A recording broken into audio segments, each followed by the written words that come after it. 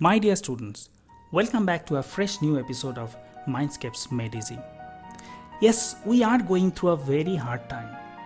Schools have been closed for over 3 months and we don't really know when they will open again because the spread of the virus is yet to be controlled. We can't help but hope that scientists will soon come up with a vaccine and then we will gradually get back to our regular lives once again. Till then, you guys must continue with remote learning for which this channel has been created. Corona ভাইরাসের আক্রমণে বিশ্বজুড়ে মৃত্যু মিছিল দেখে আমরা হয়তো অনেকে ভুলেই গিয়েছি যে আমাদের সবচেয়ে বড় শত্রু আসলে আমরা নিজেরাই। আমরা সাময়িকভাবে ভুলে গিয়েছি যে বাতাস আমরা প্রতি মুহূর্তে আমাদের প্রশ্বাসের সঙ্গে গ্রহণ করছি তা ক্রমশ বিপজ্জনকভাবে দূষিত হয়ে উঠছে। বিশ্বজুড়ে প্রতি 10 জন মানুষের মধ্যে 9 জনই দূষিত বাতাসে শ্বাস নিতে বাধ্য হচ্ছে। ফলে প্রতি বছর বিশ্বে 70 লক্ষ মানুষ মারা যাচ্ছে শুধুমাত্র বায়ু দূষণজনিত বিভিন্ন রোগে আক্রান্ত হয়ে। আর এই বায়ু দূষণের অন্যতম প্রধান কারণ ডিফরেস্টেশন বা বননিধন। আজ আমরা যে কবিতাটা পড়তে চলেছি সেটা এই ডিফরেস্টেশন বিষয়ে। It's a poem with a strong message about deforestation.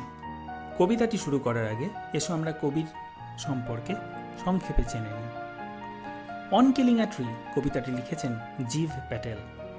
তিনি যথার্থই বহুমুখী প্রতিভার অধিকারী। তিনি একজন বিখ্যাত চিত্রকর, নাট্যকার এবং কবি। এছাড়া তিনি গুজরাটি ভাষার মধ্যযুগের কবি আখর কবিতা ইংরেজিতে অনুবাদ করেছেন। 1940 সালের 18 আগস্ট দক্ষিণ গুজরাটের সমুদ্র তীরবর্তী ছোট্ট গ্রাম নারগোলে এক পার্সি পরিবারে তার জন্ম হয়। পরে মুম্বাইয়ের সেন্ট জেভিয়ার্স হাই স্কুল এবং তারও পরে গ্র্যান্ট মেডিকেল কলেজে পড়াশোনার পর মুম্বাইতেই টানা প্রায় 35 বছর তিনি চিকিৎসক হিসেবে তার কর্মজীবন অতিবাহিত করে মোটামুটি 15 বছর আগে পেশাগত জীবনে ইতি টেনেছেন। দীর্ঘদিন ধরেই পরিবেশ সংরক্ষণের দাবিতে তার কলম সোচ্চার। তার কবিতায় ধ্বনিত হয় সবুজ বিনাশে তার গভীর উদ্বেগ। তার প্রতিটি কবিতাই তার গভীর পর্যবেক্ষণ ক্ষমতার পরিচয়বাহী। সেই সঙ্গে আয়রনি বা শ্লেষ এর প্রয়োগ তার কবিতাকে এক বিশেষ স্বাতন্ত্র্য দেয়। Poems, how do you withstand and mirrored mirroring প্রভৃতি কাব্যগ্রন্থের পাশাপাশি প্রিন্সেস সাভাস্কা এবং মিস্টার বেটহাম ইত্যাদি নাটকের রচয়িতা হিসেবে ভারতীয় ইংরেজি সাহিত্যে তিনি প্রসিদ্ধ। অন কিলিং আ ট্রি কবিতাটি তার প্রথম কাব্যগ্রন্থ পোয়েমস এর অন্তর্ভুক্ত। 1966 সালে ভারতীয় ইংরেজি কবিতার অন্যতম শ্রেষ্ঠ কবি নিসিম ইজেকিয়েলের হাত দিয়ে এই কবিতার বইটি প্রথম প্রকাশিত হয়। নাও, without any further ado, let's get on with the poem On Killing a Tree. At the very outset, what strikes us is the title of the poem, On Killing a Tree. কবিতার শিরোনাম স্পষ্ট বুঝিয়ে দিচ্ছে এই কবিতাটি একটি গাছকে হত্যা করার বিষয়ে। কাটিং বা ফেলিং এর পরিবর্তে কিলিং শব্দের প্রয়োগের মধ্য দিয়ে কবি স্পষ্টতই ব্যক্তিসত্তা আরোপ করছেন। So the tree has been personified in the title itself. Killing শব্দটা শুরুতেই বুঝিয়ে দিচ্ছে যে এই কবিতাটি আইরনিক্যাল বা শ্লেষাত্মক হতে চলেছে। কারণ আমরা কাদের হত্যা করি? অবশ্যই এমন কোনো ভিলেইন বা খলনায়ককে যাদের বেঁচে থাকাটা সমাজের পক্ষে ক্ষতিকর। কিন্তু গাছ তো আমাদের ক্ষতি করে না, বরং ঠিক তার উল্টোটা। গাছ আমাদের পরম বন্ধু। উদ্ভিদ জগৎ বাঁচিয়ে রেখেছে আমাদের। পরম বন্ধুকে চরম শত্রু হিসেবে উপস্থাপনা এবং তাকে হত্যা করা, এটা শুরুতেই আয়রনি বা শ্লেষ এই ফিগার অফ স্পিচের ব্যবহার স্পষ্ট করে দিচ্ছে। কবি পরিচিতিতে আমরা একটু আগেই পড়ছিলাম আয়রনি জীব প্যাটেলের কবিতার একটা ডমিনেন্ট ফিচার। তাই এসো শুরুতেই আমরা আয়রনি কাকে বলে সেটা আরেকবার ঝালিয়ে নিই। Irony consists in the use of words, the natural meaning of which is very opposite of what is intended to be expressed. অর্থাৎ যখন ভাষার স্বাভাবিক বা আক্ষরিক অর্থ কবি বা লেখক যা বোঝাতে চাইছেন তার ঠিক বিপরীত হয়, তখন আমরা আয়রনি বা শ্লেষের প্রয়োগ হয়েছে এমনটা বলি। By this figure of speech, therefore, we say one thing when we mean another. এই ফিগার অফ স্পিচের মাধ্যমে আমরা বলি এক কথা কিন্তু বোঝাই অন্য আরেক কথা। We pretend to approve something which we really want to ridicule. আমরা কোনো বিষয়কে অনুমোদন বা সমর্থন করার ভান করি যদিও আমরা আসলে সেই বিষয়টিকে বিদ্রূপ করতে চাই। It adds much pungency to an observation and is used with great effect in exposing the vices and follies of men. এই ফিগার অফ স্পিচের প্রয়োগ কোনো একটি বিষয়ে কবি বা লেখকের পর্যবেক্ষণ বা অভিমতকে জোরালো, ধারালো এবং ঝাঁঝালো করে তোলে এবং মানুষের দোষ ত্রুটিকে পাঠক, শ্রোতা বা দর্শকদের কাছে প্রকাশ করার ক্ষেত্রে এর প্রয়োগ বিশেষ উপযোগী। When a speaker uses irony, there is always something in his tone and manner which shows his real meaning. যখন কোনো বক্তা তার কথায় আয়রনির প্রয়োগ করেন তখন তার কণ্ঠস্বরে বা বাচনভঙ্গিতে এমন কিছু থাকে যা তার কথার প্রকৃত অর্থ যে উল্টো সেটা বুঝিয়ে দেয়। এই কবিতাটির ক্ষেত্রেও ঠিক সেটাই হতে চলেছে। কবিতাটির প্রকৃত অর্থ তার আক্ষরিক অর্থের ঠিক বিপরীত। আপাত দৃষ্টিতে কবি একটি গাছকে হত্যা করার সমর্থন বা অনুমোদন করছেন বলে মনে হলেও আসলে কবি গাছের প্রতি মানুষের উদাসীনতা এবং নিষ্ঠুরতাকেই জোরালোভাবে উপস্থাপিত করছেন।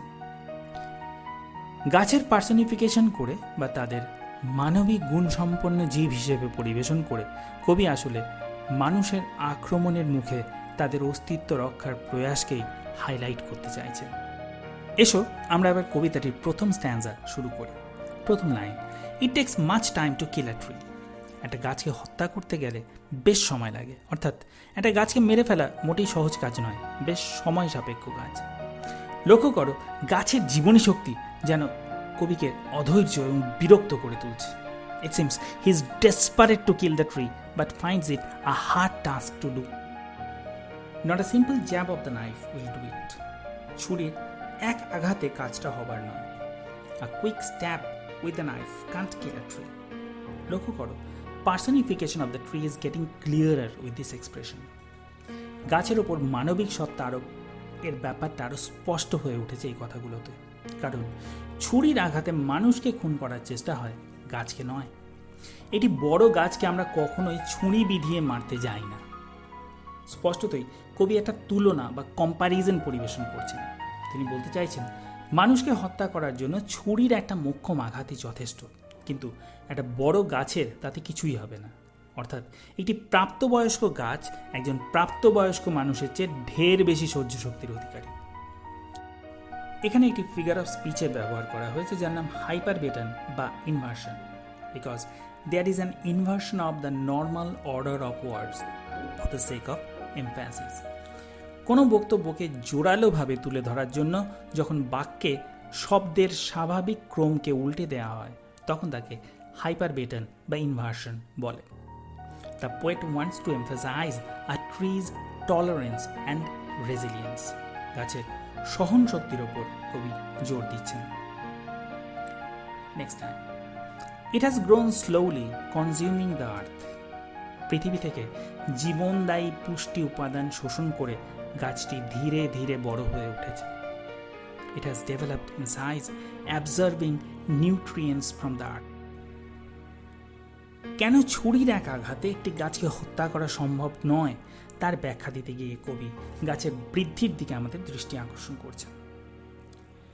রাইজিং আউট অফ ইট, স্পষ্টতই it refers to the earth. গাছটি মাটির ভেতর থেকেই উঠে আসে। ফিডিং আপন ইটস ক্রাস্ট, পৃথিবীর উপরের ত্বক বা ভূপৃষ্ঠ থেকে খাদ্য গ্রহণ করে। Absorbing years of Sunlight, air, water, বছরের পর বছর ধরে সূর্যালোক, বাতাস ও জল শোষণ করে। লক্ষ্য করো কবি যেন বলতে চাইছেন পৃথিবীর যাবতীয় সম্পদে যেন মানুষের একক অধিকার। গাছ সেই সব সম্পদ শোষণ করে যেন অনধিকার চর্চা করছে, তাই গাছকে মেরে ফেলাই উচিত।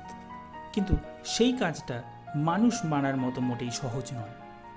And out of its leprous hide sprouting leaves. Leprous hide, এই ফ্রেজটা ভীষণ ইম্পর্ট্যান্ট। লেপ্রাস শব্দটা এসেছে লেপ্রসি শব্দের থেকে। লেপ্রসি মানে কুষ্ঠরোগ। নাউন, লেপ্রাস কুষ্ঠরোগাক্রান্ত। অ্যাডজেক্টিভ, কুষ্ঠ এক ধরনের জীবাণুঘটিত দীর্ঘস্থায়ী সংক্রামক রোগ। অতীতে যখন এর ওষুধ ছিল না তখন বহু মানুষ এই রোগের সংক্রমণে মারা যেতেন। বর্তমানে এই রোগের চিকিৎসার মাধ্যমে সম্পূর্ণ নিরাময় সম্ভব। কুষ্ঠরোগাক্রান্ত অঙ্গের ত্বক বিবর্ণ, খসখসে এবং দাগযুক্ত হয়। হাইড, নাউন, অর্থাৎ চামড়া। সাধারণত পশুর চামড়া বোঝাতে এই শব্দের ব্যবহার করা হয়, কিন্তু এখানে গাছের ছাল বা বার্ক বোঝাতে এই শব্দটির ব্যবহার করা হয়েছে। স্পষ্টতই বড় গাছের ছালকে কুষ্ঠরোগীর ত্বকের সঙ্গে তুলনা করা হয়েছে। যেহেতু এই তুলনা প্রচ্ছন্ন, লাইক, অ্যাজ ইত্যাদি শব্দ ব্যবহারের প্রকট নয়, তাই এটা মেটাফরের উদাহরণ। মনে রাখবে, নিহিত তুলনা মেটাফর, প্রকাশ্য তুলনা সিমিলি। তবে সিমিলি বা মেটাফর হিসেবে কোয়ালিফাই করার জন্য তুলনাটা দুটো সম্পূর্ণ ভিন্ন বিষয়ের মধ্যে হতে হবে, ঠিক যেমনটা এখানে হয়েছে। জিভ প্যাটেল পেশাগত দিক থেকে যে একজন চিকিৎসক ছিলেন, লেপ্রাস শব্দের ব্যবহার সেই দিকটাকে নির্দেশ করছে। তবে মনে রাখতে হবে, কুষ্ঠরোগীর বিবর্ণ খসখসে দাগযুক্ত ত্বক তার রোগকে বোঝায়, কিন্তু গাছের বিবর্ণ খসখসে দাগযুক্ত ছাল মোটেই কোনো অসুস্থতার লক্ষণ নয়, বরং সম্পূর্ণ সুস্থ এবং সজীব ত্বক। আর তার প্রমাণ স্প্রাউটিং লিভস। এই ত্বক থেকেই উদ্গত হয় নতুন পাতা। অর্থাৎ মানুষের ক্ষেত্রে লেপ্রাস হাইড ডিজেনারেটিভ হলেও গাছের ক্ষেত্রে regenerative. Let's move on to the next stanza. First line. So, hack and chop. দ্বিতীয় স্ট্যান্সা শুরু হচ্ছে একটা লিঙ্কার দিয়ে, সো। স্পষ্টতই এটা ব্যবহার করা হয়েছে কন্টিনিউয়েশন বোঝাতে। প্রথম স্ট্যান্সায় ছুরির এক আঘাতে গাছটিকে হত্যা করার প্রয়াস ব্যর্থ হয়েছে, তাই এবার দ্বিতীয় পন্থা, হ্যাক অ্যান্ড চপ। হ্যাক বলতে এখানে কুড়ুল দিয়ে কুপিয়ে গাছটিকে কাটার কথা বলা হয়েছে, আর চপ অর্থাৎ কেটে টুকরো টুকরো করতে বলা হচ্ছে। যেহেতু ছুরির এক স্ট্রোকে গাছটিকে মারা যায়নি, তাই কুড়ুল দিয়ে গাছটিকে কুপিয়ে কেটে টুকরো টুকরো করে ফেলতে হবে।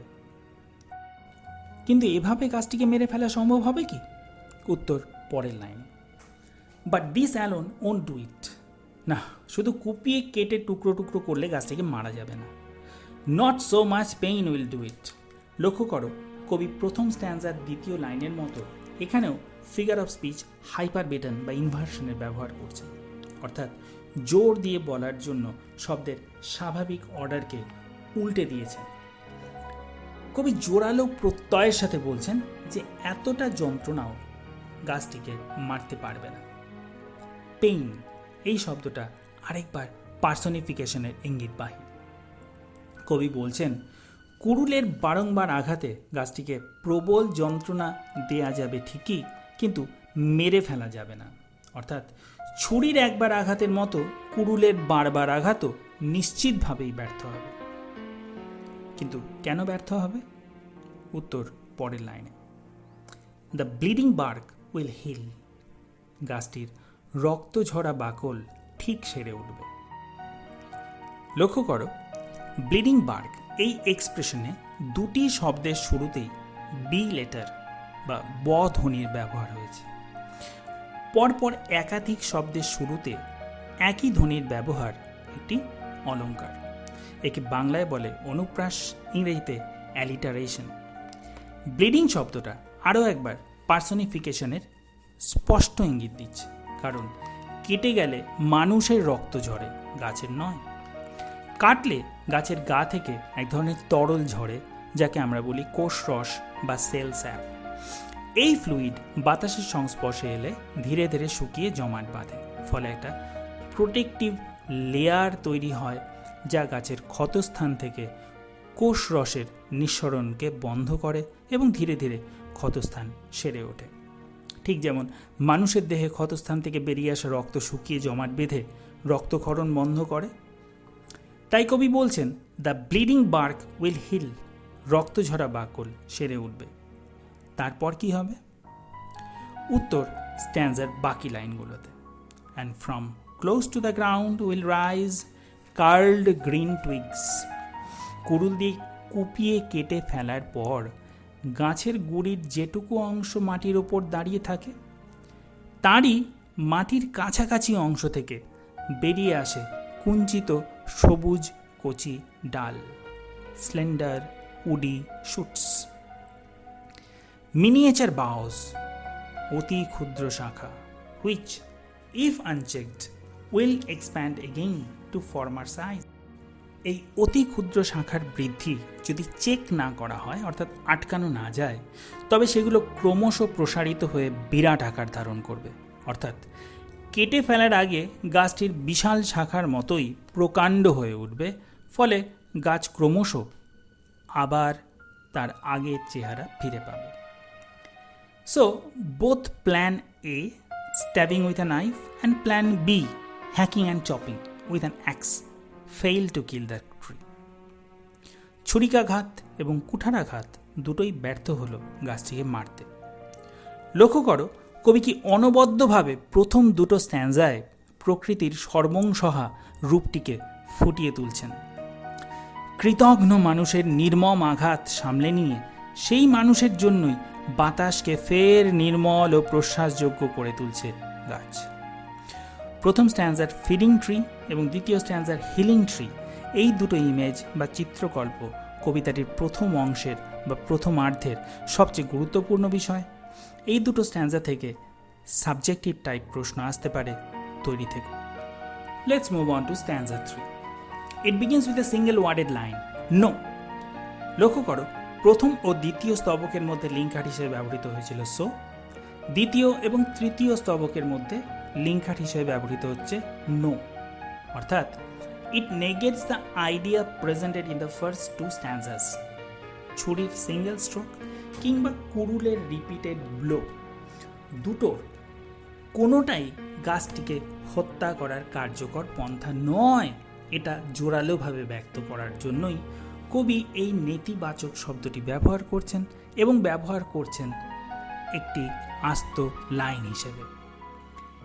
এমফ্যাটিক্যালি তিনি বলতে চাইছেন, আগের দুটো পন্থা নয়, গাছটিকে মারতে তৃতীয় আরেক পন্থা অবলম্বন করতে হবে, যা হবে আগের দুই পন্থার থেকে সম্পূর্ণ আলাদা।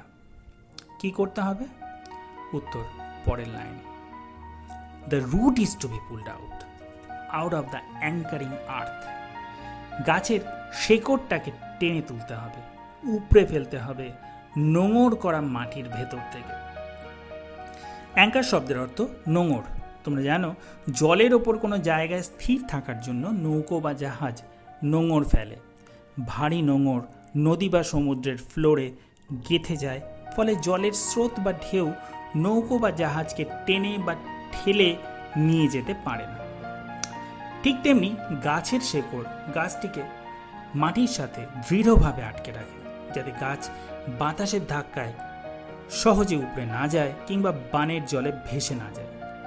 গাছকে স্টেবিলিটি দেওয়ার পাশাপাশি শিকড় এভাবে ভূমিক্ষয় বা সয়েল ইরোশন রোধ করে, এটা তোমরা জানো। ফার্স্ট স্ট্যান্জার লেপ্রাস হাইড এবং সেকেন্ড স্ট্যান্জার ব্লিডিং বার্কের মতো থার্ড স্ট্যান্জার এই অ্যাঙ্কারিং আর্থ ফ্রেজটাও বিশেষ ইম্পর্ট্যান্ট। খুব ভালো করে বুঝে নেবে এবং মনে রাখবে। পরীক্ষায় বড় প্রশ্নে এই তিনটে ফ্রেজের কোনো একটাকে এক্সপ্লেইন করতে বললে উত্তর যেন তৈরি থাকে। Next line, it is to be roped, টায়ার্ড অ্যান্ড পুলড আউট। একে দড়ি দিয়ে পেঁচিয়ে বাঁধতে হবে এবং টেনে তুলতে হবে। Snapped out or pulled out entirely, সজোরে হিঁচড়ে তুলতে হবে বা পুরোপুরি উপড়ে মাটির উপরে তুলে আনতে হবে। Out of the earth cave, পৃথিবী গুহার থেকে বাইরে টেনে তুলতে হবে। আর্থ কেভ, এই নমিনাল কম্পাউন্ডটাও আগে উল্লেখ করা তিনটি এক্সপ্রেশন লেপ্রাসাইড, ব্লিডিং বার্ক এবং অ্যাঙ্কারিং আর্থ এর মতোই ইম্পর্ট্যান্ট। তাই এটাও তোমরা ভালো করে বুঝে নেবে এবং মনে রাখবে। When the roots are pulled out, the earth around becomes hollow. This hollow space has been called earth cave. শিকড় সমেত কোনো একটা গাছকে মাটি থেকে উপড়ে ফেললে যে গুহার মতো ফাঁকা স্থান তৈরি হয় তাকে কবি আর্থ কেভ বলেছেন। Next line, and the strength of the tree exposed. আর গাছের শেকড়কে পৃথিবী গুহা থেকে বের করে আনলেই গাছের শক্তির গোপন উৎস জনসমক্ষে চলে আসবে। The source white and wet, উৎস যা সাদা এবং আর্দ্র।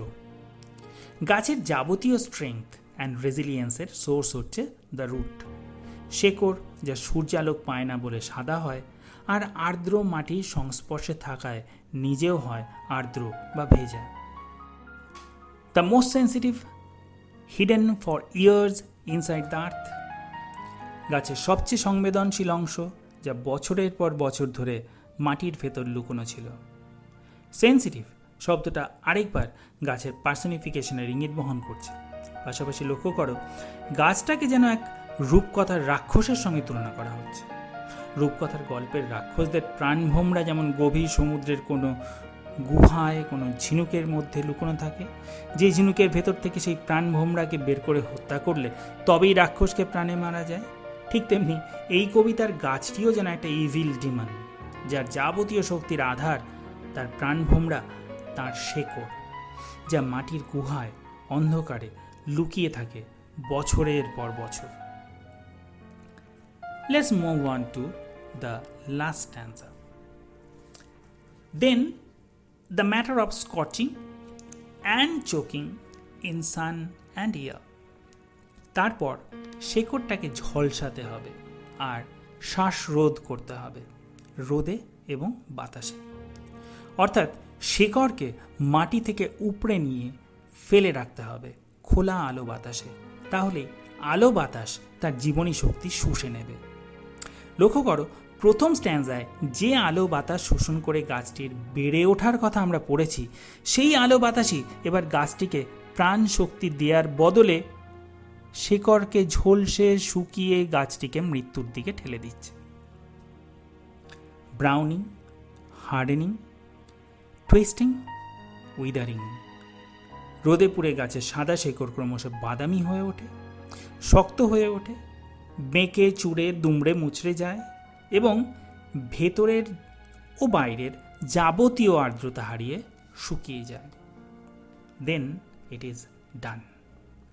তবেই কাজ সাঙ্গ হয়, অর্থাৎ গাছটিকে হত্যার প্রয়াস সফল হয়, গাছটিকে পুরোপুরি মেরে ফেলা সম্ভব হয়। The execution of the tree is finally accomplished. তাহলে দেখো, কবিতাটি স্পষ্টতই আয়রনিক্যাল। ইট রিডস অ্যাট টু লেভেলস। বাহ্যিক অর্থের বিচারে কবিতাটি যেন বৃক্ষ ধ্বংসের একটা ইনস্ট্রাকশন ম্যানুয়াল, যেখানে মেটিকিউলাসলি ডেসক্রাইব করা হচ্ছে how to destroy a tree. Overtly কবিতায় ট্রি কিলিংটা যেন একটা ডেলিবারেট অ্যাক্ট, একটা ceremonial task, but covertly the poet uses heavy sarcasm and irony to describe how ruthlessly man kills his best friend. This is an act of extreme brutality, a cold-blooded murder executed in a most methodical way. The use of free verse, colloquial language, short lines, all aptly describes the violent process. And it is quite evident how angry the poet is to see man's cruelty towards nature in general. তোমরা কবিতাটা খুঁটিয়ে পড়ো এবং বারবার পড়ো until you almost memorize the entire poem. আগেও বলেছি, আবার বলছি, পরীক্ষায় ভালো নম্বর পেতে চাইলে টেক্সটটা অত্যন্ত ভালোভাবে পড়া প্রয়োজন। পরীক্ষায় এই কবিতাটা থেকে 1 নম্বরের একটি মাল্টিপল চয়েস টাইপ কোয়েশ্চেন, 1 নম্বরেরই 2টি শর্ট আনসার টাইপ কোয়েশ্চেন এবং 6 নম্বরের একটি সাবজেক্টিভ টাইপ কোশ্চেন মিলে মোট 9 নম্বরের প্রশ্ন আসে। 2015 থেকে 2020 এই 6 বছরের প্রশ্ন বিশ্লেষণ করলে দেখা যায় এই কবিতাটি থেকে আসা মোট 54 মার্কসের মধ্যে 1 নম্বর এবং 3 নম্বরের প্রশ্নই প্রায় 75% মার্কস ক্যারি করছে। তবে 2, 4 এবং 6 নম্বরের প্রশ্ন আসে, কিন্তু বড় প্রশ্নের ক্ষেত্রে বৈচিত্র্য খুবই কম। Title, irony, growth and killing of the tree, শুধু এই পয়েন্টগুলোর ওপরেই বড় প্রশ্ন আসবে।